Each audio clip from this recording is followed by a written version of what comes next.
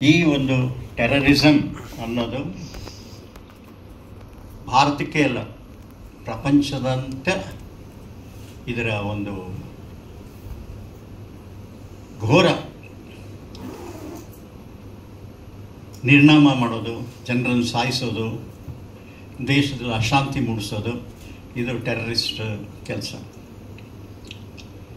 ನಾವು ಈ ಚಿತ್ರನ ಮಾಡಬೇಕಾದ್ರೆ ಹಲವಾರು ಅಡಚಣೆಗಳು, ಏಕೆಂದರೆ ಕಾಶ್ಮೀರ್ನಲ್ಲಿ ಶೂಟಿಂಗ್ ಮಾಡುವಾಗ ಅಷ್ಟು ಸುಲಭ ಇರಲಿಲ್ಲ. ಏಕೆಂದರೆ ಪ್ರತಿ ಮೂಮೆಂಟ್ಗೂ ಟೆರರಿಸಮ್ ತುಂಬ ಜೋರಾಗಿತ್ತು. ನಮಗೆ ಕೆಲವರು ಸರ್ ಬೇಗ ಪ್ಯಾಕಪ್ ಮಾಡ್ಕೊಂಡು ಹೋಗ್ಬಿಡಿ, ಇಟ್ ಈಸ್ ವೆರಿ ಡೇಂಜರಸ್. ಏಕೆಂದರೆ ಸಿನಿಮಾದವ್ರು ಇರೋ ಕಡೆ ಏನಾದರೂ ಬ್ಲಾಸ್ಟ್ ಆಯಿತು ಅಂದರೆ ಅವ್ರಿಗೆ ಇಂಟರ್ನ್ಯಾಷನಲ್ ನ್ಯೂಸ್ ಸಿಕ್ಬಿಡುತ್ತೆ ಟೆರರಿಸ್ಟ್ಗೆ. ಹಾಗಂತ ಪ್ಲ್ಯಾನಿಂಗ್ ನಡೀತಾ ಇದೆ ಅಂತ ನಮಗೆ ಪೊಲೀಸ್ ಡಿಪಾರ್ಟ್ಮೆಂಟಿಂದ ಕೂಡ ಬಂದಿತ್ತು. ಆದರೆ ನನ್ನ ಟೆಕ್ನಿಷಿಯನ್ಸು, ನಮ್ಮ ಆರ್ಟಿಸ್ಟು ಯಾರೂ ಏನೂ ಆಗಲ್ಲ ಸರ್, ನಾವು ಧೈರ್ಯವಾಗಿ ಸಿನಿಮಾ ಮಾಡೋಣ ಅಂಥೇಳಿ ಎಲ್ಲೆಲ್ಲಿ ಟೆರರಿಸ್ಟ್ ಮೂಲಗಳಿತ್ತು ಅಲ್ಲೇ ಶೂಟ್ ಮಾಡಿದ್ದೀವಿ. ನಮಗೆ ಅಲ್ಲಿ ಜುಮಾ ಮಸೀದ್ ಅಂತ ಇದೆ, ಅಲ್ಲೇ ಮೋಸ್ಟ್ ಆ್ಯಕ್ಟಿವೇಟ್ ಆಗಿ ಟೆರರಿಸಮ್ ಮೂವ್ ಆಗೋದು, ಪ್ಲ್ಯಾನಿಂಗ್ಗಳು ಎಲ್ಲ ಅಲ್ಲೇ ಶೂಟ್ ಮಾಡಿದ್ವಿ. ಕೊನೆಗೆ ದೇವದಯದಿಂದ ಏನೂ ಆಗಲಿಲ್ಲ. ಸ್ನೋನಲ್ಲೇ ಶೂಟ್ ಮಾಡಿದ್ವಿ, ಟೆರರಿಸ್ಟ್ ಕ್ಯಾಂಪ್ಗಳು ಶೂಟ್ ಮಾಡಿದ್ವಿ. ಟೆರರಿಸ್ಟ್ ಕ್ಯಾಂಪ್ಗೆ ನಾವೇ ಸೆಟ್ ಹಾಕಿ ಅಥೆಂಟಿಕ್ಕಾಗಿ ಅವ್ರು ಯಾವ ಥರ ನೆಲದ ಒಳಗಡೆ ಕ್ಯಾಂಪ್ಸ್ ಮಾಡ್ಕೊಂಡಿರ್ತಾರೆ, ಗುಹೆಗಳು ಕಟ್ಕೊಂಡಿರ್ತಾರೆ, ಅವ್ರ ನೆಟ್ವರ್ಕ್ ಏನು ಅಂತ ಈ ಥರ ಒಂದು ಕಥೆನ ಐ ಥಿಂಕ್ ಯಾರೂ ಮಾಡಿಲ್ಲ ಅಂತ ಕಾಣುತ್ತೆ ಇದುವರೆಗೂ. ಸುರೇಶ್ ಅವ್ರ ಮೇಲೆ ಬರಬೇಕು, ನಮ್ಮ ಡಿಸ್ಟ್ರಿಬ್ಯೂಟರ್ ಮಾರ್ಕ್ ಸುರೇಶ್ ಅವ್ರ ಮೇಲೆ ಬರಬೇಕು ಅಂತ ನಾನು ಕೇಳ್ಕೊತೀನಿ. ಬನ್ನಿ.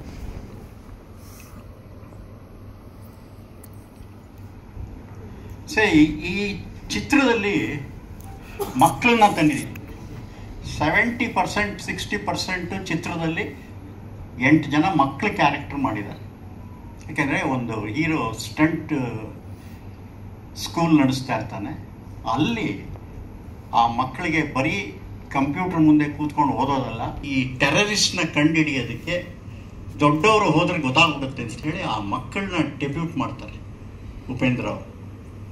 ಅವರು ಏನೇನು ಸಾಹಸ ಮಾಡ್ತಾರೆ, ಅವರ ಲೈಫನ್ನೇ ಹೇಗೆ ಪಣ ಇಟ್ಟು ಕೊನೆಗೆ ಅವರು ಕಾಶ್ಮೀರಕ್ಕೆ ಕಿಡ್ನ್ಯಾಪ್ ಮಾಡಿ ತೊಗೊಂಡೋಗ್ಬಿಡ್ತಾರೆ, ಪಾಕ್ ಆಕ್ಯುಪೈಡ್ ಕಾಶ್ಮೀರ್ಗೆ. ಇವತ್ತೇನು ನಾವು ಇಂಡಿಯಾ ದೇಶ ಪಾಕ್ ಆಕ್ಯುಪೈಡ್ ಕಾಶ್ಮೀರ್ ನಾವು ತಗೋತೀವಿ ಅಂತಿದೆ, ಅಲ್ಲಿ ಶೂಟ್ ಮಾಡಿದ್ದೀವಿ. ಪಾಕ್ ಆಕ್ಯುಪೈಡ್ ಕಾಶ್ಮೀರದಲ್ಲಿ ಸಿಂಧೂ ನದಿ ಪಕ್ಕ ಮಾಡಿದ್ದೀವಿ. ನಾನು ಫಿಲಮಲ್ಲಿ ತೋರಿಸ್ತೀನಿ ನಿಮಗೆ, ಎಲ್ಲಿ ಸಿಂಧೂ ನದಿ ಇವತ್ತು ಆ ನೀರಿನ ಗಲಾಟೆ ಪಾಕಿಸ್ತಾನಕ್ಕೂ ಇಂಡಿಯಾಕ್ಕೂ ಏನು ನಡೀತಿದೆಯೋ ಅಲ್ಲಿವರೆಗೂ ಹೋಗಿ ಶೂಟ್ ಮಾಡಿದ್ದೀವಿ.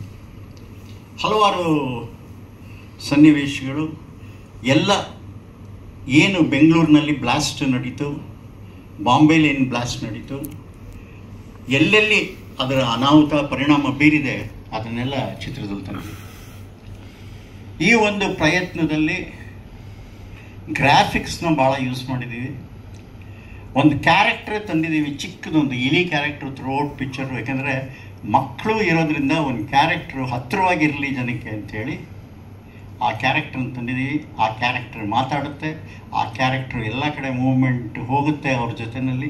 ಹಲವಾರು ಕಷ್ಟದ ಪ್ಲೇಸ್ಗಳಲ್ಲಿ ಆ ಇಲಿ ಹೋಗಿ ಕೆಲಸ ಮಾಡುತ್ತೆ, ಅದು ಒಂದು ಕ್ಯಾರೆಕ್ಟರ್ ಪಿಕ್ಚರ್ನಲ್ಲಿ.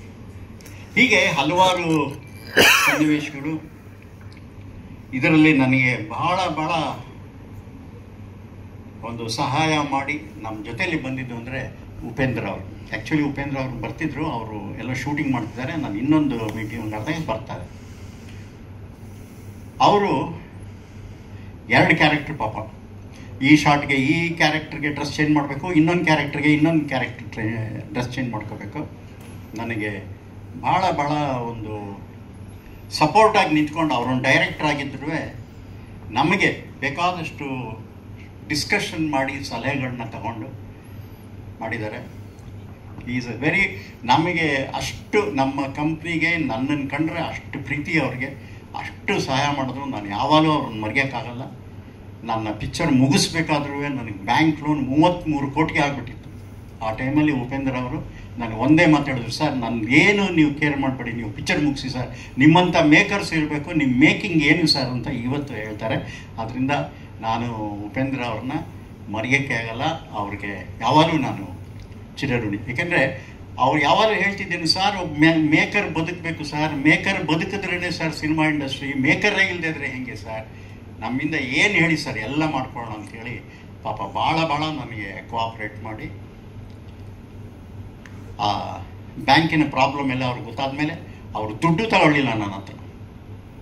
ಬೇಡ ಸರ್ ನಾವು ತಗೊಳ್ಳೋಣ ಮುಂದಕ್ಕೆ, ನೀವು ಪಿಕ್ಚರ್ ಮುಗಿಸಿ ಸರ್ ಅಂಥೇಳಿ, ಏನು ಅಂದ್ಕೊಂಡಿದ್ದೀರೋ ಅದನ್ನೇ ಮಾಡಿ ಸರ್ ನೀವು ಅಂಥೇಳಿ ನನಗೆ ತುಂಬ ಬೆನ್ನೆಲುಬಾಗಿ ನಿಂತ್ಕೊಂಡು ಮಾಡಿದ್ರು. ಆಮೇಲಿಂದ ರಮ್ಯಾ ಮೋಸ್ಟ್ ಬ್ಯೂಟಿಫುಲ್ ಆ್ಯಕ್ಟ್ರೆಸ್ ನಮ್ಮ ಕನ್ನಡದಲ್ಲಿ ಇವತ್ತು. ಅಷ್ಟಿಲ್ಲದೆ ಅವ್ರನ್ನ ಇವತ್ತು ಬ್ಯೂಟಿ ಕ್ವೀನ್ ಅಂತ ಹೇಳ್ತೀವಿ. ಆಮೇಲಿಂದ ಯಾವುದೇ ಪಾತ್ರ ಕೊಟ್ಟರು ಅವರು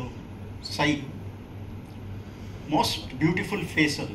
ಆ ಫೇಸು ಸೋಷಿಯಲ್ಗೂ ಆಗುತ್ತೆ, ಮೈಥಲಾಜಿಕಲ್ಗೂ ಆಗುತ್ತೆ, ಆ್ಯಕ್ಷನ್ಗೂ ಆಗುತ್ತೆ, ಹಿಸ್ಟಾರಿಕಲ್ಗೂ ಆಗುತ್ತೆ. ಅಂಥ ಫೇಸು ರಮ್ಯಾ ಅವ್ರದ್ದು. ನಿಜವಾಗ್ಲೂ ನಮಗೆ ಮೇಕರ್ಸ್ಗೆ ಮತ್ತು ಡೈರೆಕ್ಟರ್ಸ್ಗೆ ರಮ್ಯಾ ಅಂತ ಒಂದು ಆ್ಯಕ್ಟ್ರೆಸ್ ಸಿಗೋದು ಭಾಳ ಪುಣ್ಯ. ಯಾಕೆಂದರೆ ಕೆಲವು ಆ್ಯಕ್ಟ್ರುಗಳು ಒಂದೊಂದಕ್ಕೆ ಸೀಮಿತ ಆಗಿರ್ತಾರೆ, ಬಟ್ ರಮ್ಯಾ ಅವರು ಅರ್ಥ ಅಲ್ಲ. ನನ್ನ ಚಿತ್ರದಲ್ಲಿ 6 ಥರ ಕ್ಯಾರೆಕ್ಟರ್ ಮಾಡಿದ್ದಾರೆ. ಒಂದು ಹಂಟ್ರವಾಲಿ ಕ್ಯಾರೆಕ್ಟರ್, ಒಂದು ಟಾರ್ಜನ್, ಒಂದು ಶಕುಂತಲೆ ಕ್ಯಾರೆಕ್ಟ್ರು, ಒಂದು ಇಂಗ್ಲೀಷ್ ಗರ್ಲು, ಆಮೇಲೆ ಒಂದು ಲೋಕಲ್ ಗರ್ಲು.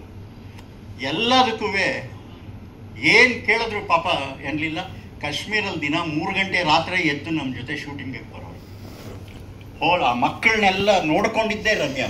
ಅಷ್ಟು ಕ್ಲೋಸ್ ಆಗಿ ಆ ಮಕ್ಕಳಿಗೆ ಎಲ್ಲೂ ಸ್ಟ್ರೈನ್ ಆಗಬಾರ್ದು, ಅವರು ಕರ್ಕೊಂಡೋಗಿ ಊಟ ಕೊಡಿಸೋದು, ಅವ್ರನ್ನ ಚಾಕ್ಲೇಟ್ ಕೊಡಿಸೋದು, ಶೂಟಿಂಗಲ್ಲಿ ಎಲ್ಲಿ ಸ್ಟ್ರೈನ್ ಆದರೂ ಅವರ ವ್ಯಾನ್ನಲ್ಲೇ ಮಲಗಿಸೋದು, ಈ ಥರದ್ದೆಲ್ಲ ಶಿ ವಾಸ್ ವೆರಿ ಕೋಆಪ್ರೇಟಿವ್.